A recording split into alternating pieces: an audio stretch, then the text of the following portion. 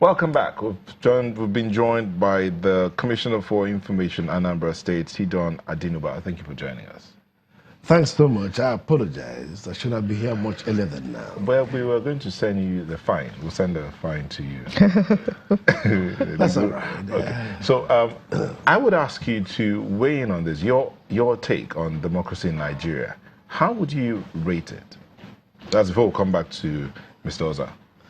Well, generally okay, but I know we could have done far better than we have done since 1999. But we know there are some areas where you have exceptional results. And everybody recognizes Lagos to have done very well. And of course, Anambra State. I don't think anybody can dispute that. Anambra is competing very, very effectively, and the rate of development is clearly the highest in the country. So let's say, arguably Anambra. Let's say, arguably Anambra. Well, I don't think anybody can dispute that. Okay. All the indicators of development in education, in security, in agriculture, in industrialization, Anambra is doing marvelously well. All right. And the results are there. Okay. Yeah. But there is actually one area I'm more interested in than most people seem to appreciate.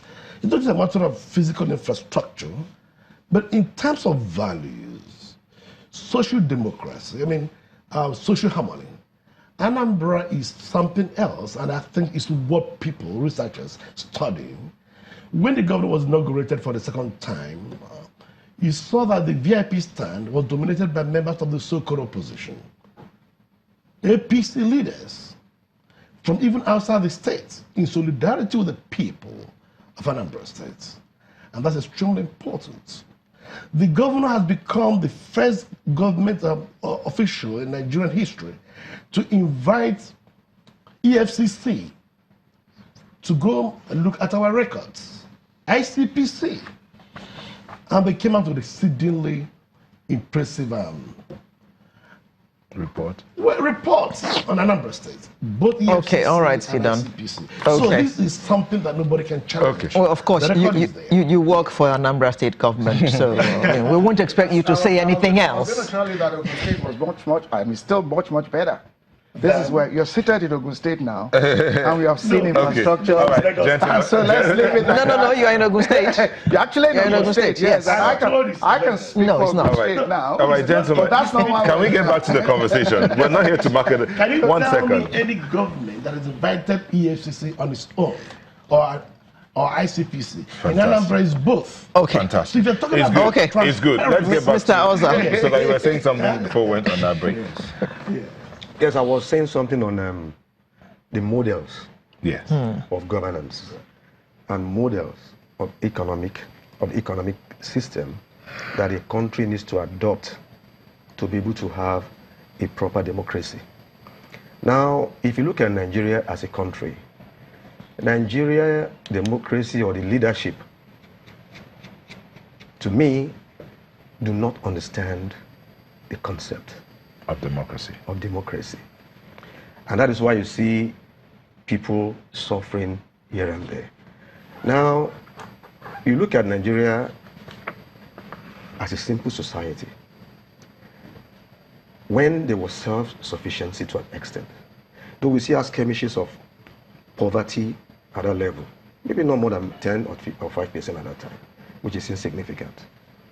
But at the point where Nigeria moved from a simple society to a complex society, the antecedents or the characteristics or features that Nigeria as a government, as a country, needs to study to understand the behavioral science of this movement were not put in place. And so here we are, stuck up without knowing the way forward. And to a very large extent, leadership, complexity breeds a lot of problems in society. And what are these problems complexity breeds? Urbanization, population, industrialization. And when these things are there without proper model to be able to solve most of these issues, what you see at the end of the day are different criminal activities. So in other words, we're practicing our democracy, our own practice of democracy is very complex. It's not as if, what makes it complex is the features of what complexity breeds. It's not as if it's complex. Where it is practiced all over the world, we see it as being simple. But because we followed the principles of democracy, that is why they see it as simple over there. But here, we see it's complex because we've not been able to imbibe the culture of democracy. John, you say that we're stuck and we don't know where to go. Exactly. Some would say that that is not strictly correct. Okay. We're stuck, yes. We know where to go, but we don't want to go because there are too many vested interests in the country. We need someone who will take the bull by the horns and do what is best for Nigeria. If you compare, bearing in mind that Nigeria is north, east, Niger Delta, west. Central, everybody has different things that they want. You've got to satisfy each group to a certain extent where them being satisfied doesn't affect their well-being. Which Nigerian leader is going to take the bull by the horns and do that? That is what democracy has done to Nigeria, reducing Nigeria to ethnic rivalries, ethnic government, tribal government, and so on and so forth. If democracy, the principle of democracy, is being taken as it is, Nigeria will not find itself in this situation today. And what am I saying in essence? If you look at the model of governance, if you look at the models of governance today all over the world, in the Gulf region, what you have there is a monarchical system. In Europe, most importantly, you have the parliamentary. In America, presidential. Nigeria has gone through this system of governance.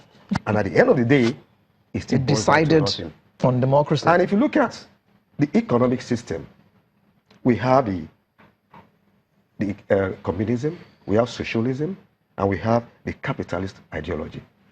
Now, communism has been tested and failed. Socialism is still there, but it's also failing. Capitalism is thriving. weak. Capitalism is weak in a complex society. Weak? Yes, in a complex society. What we practice today, unknowingly, to the country, is a capitalist form of economy. Okay. Mr. Likwede, I can see you're dying to respond. Because he's just enhanced my position, the model. Now, when you have the right model, it's easier for the operators.